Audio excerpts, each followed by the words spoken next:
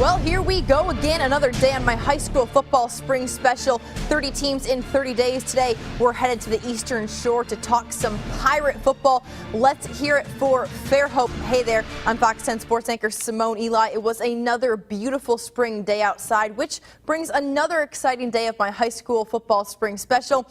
Tonight, it's all about the Pirates. There's a lot going on the Eastern Shore.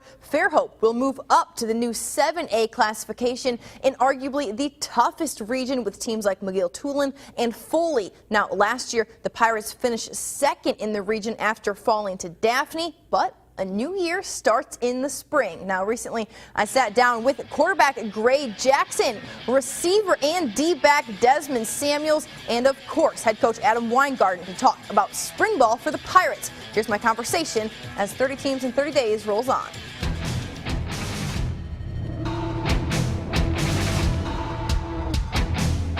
How exciting is this spring season for you as a coach?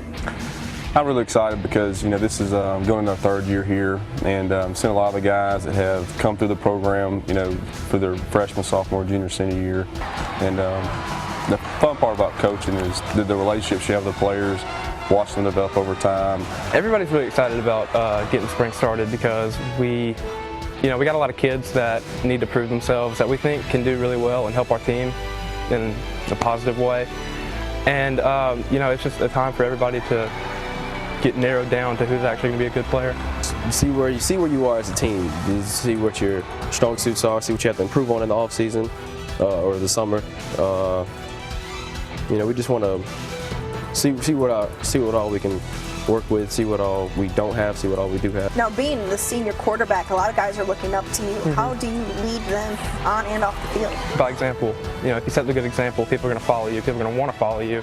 And that's what makes you a good quarterback, if people are willing to follow you. Everybody has their role on the team, and no one person is more important than the other. So, you want to get them to buy in and work hard, come in every day, want to get better. You go into every off season, you look at your weaknesses, what you didn't do well the year before, what you need to improve on. And I really feel like we have a team that has a chance to be a good football team next year. And the spring's the first evaluation process, so much we've grown. Now, jumping to the 7A classification, it's a pretty exciting thing, but it's kind of like the SEC of high school football in the state. Yeah. And your region is dominant. You're talking McGill-Toolen, you're talking Foley, guys that are really talented. What's it like to go up against those type of teams every night? Well, for me, I love it because I love to compete. I love competing against people who are going to test me and my abilities. And I think we're the SEC of the state that's correct, and I love it. The competition's huge, and so you just want to go out there and give it the best you can. But your opponent is irrelevant. You just want to go out there and be the best you can be. And if you be the best you can be on the field at every possible moment, then you'll have no worry in the score. There's no doubt, Mobile, Baldwin County is one of the most highly recruited areas in the Southeast for a reason, because there's a lot of good football players. So every week you're going to play good people. And I think the challenging thing down here is sometimes, even though a team record-wise may not be stellar, they still have plenty of athletes that can compete and win if you don't bring your A game. So you definitely have to be ready to play every Friday. How does that playoff loss last year motivate you and your team going into this season?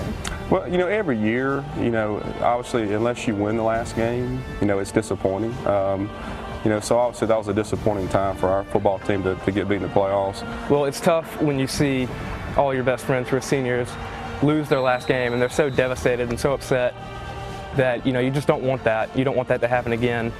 And losing to a team like Carver, who's a really good team, we want to go out on a high note. At least I do. All the seniors, we don't want to end in a loss. We want to end in a win in a state championship.